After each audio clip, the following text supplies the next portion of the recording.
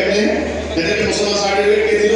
যে জাতির সামনে দাঁড়িয়ে বলতে হয় তোমার ঈমান নাই, তোমরা তাওহীদ নাই, তোমরা গত কয়েক শতাব্দী ধরে তাদের বিধান মেনে নিয়ে কাফের মুশরিক হয়ে গিয়েছো।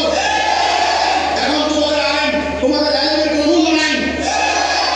এখন এবার আসেন সনাতন ভাইরা, আমি আপনাদেরকে বলতে চাই, আপনারা শান্তি চান, আমরাও শান্তি চাই। আপনারা বলেন শান্তি, শান্তি কেমন করেন? আপনারা বলেন রাম রাজত্ব, রাম রাজ্য। আমি রাজা রামচন্দ্র সম্পর্কে যা লেখাপড়া করেছি সামান্য, বেশি কিছু করতে পারিনি, সামান্য। এতে করে যা জেনেছি তাতে রাম রাজত্ব বলতে সেই খেলাফতের সুমহান আদর্শের প্রতিচ্ছবি আমি দেখতে পাই। আমাদের অনেক ইসলামী স্কলারদের বক্তব্য, রাজা রামচন্দ্র তিনি আল্লাহর মনোনীত ব্যক্তি ছিলেন। এখন কেউ নাম আমাদের হিন্দু, আমরা মনে করেন যে মুসলমানরা আমাদের হিন্দুদেরকে কাফের মনে করেন। নো, যারা আপনাদেরকে আসছে যে কাফের আখ্যা দিচ্ছে তারা ভুল করছে। আল্লাহকে বলছেন হিন্দু কাফের, আল্লাহকে বলছেন খ্রিস্টান কাফের। তাহলে হাদিসা কি কাফের হতে পারে না? তাও তো অপকরণে আল্লাহকে কাফের হতে পারে না? মোহাম্মদ আলী আল্লাহকে কাফের হতে পারে না? মাদ্রাসার মুফতি মহোদয়কে কাফের হতে পারে না? না, আপনারা সংজ্ঞা দিচ্ছেন হিন্দু কাফের। আল্লাহর কোরআন কি বলছে? আমি সনাতন ভাইদেরকে বলতে চাই, আল্লাহর কোরআন কি বলছে? কোরআন বলে আল্লাহর কাছে শ্রেষ্ঠ হচ্ছেন যে মুত্তাকি।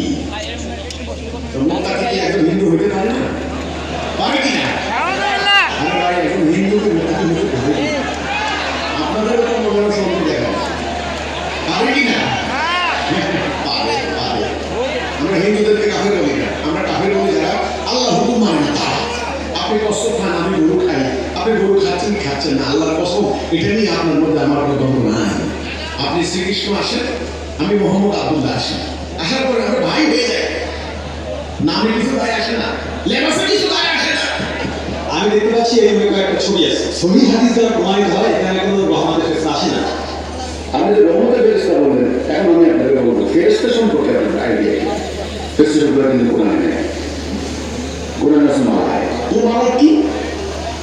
অর্থ সমাজ কথা বুঝে নেন, এই সমস্ত প্রাকৃতিক শক্তি মালায়।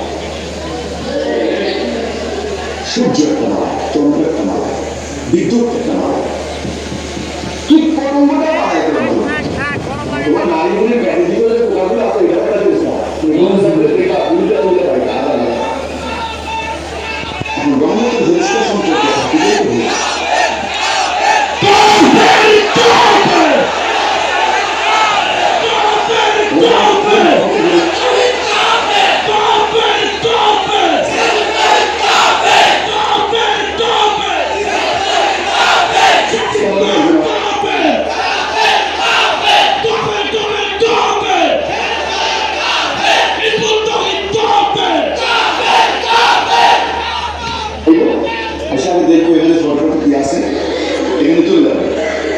না, দৃষ্টিভঙ্গি আর একটু হোয়াইট করে।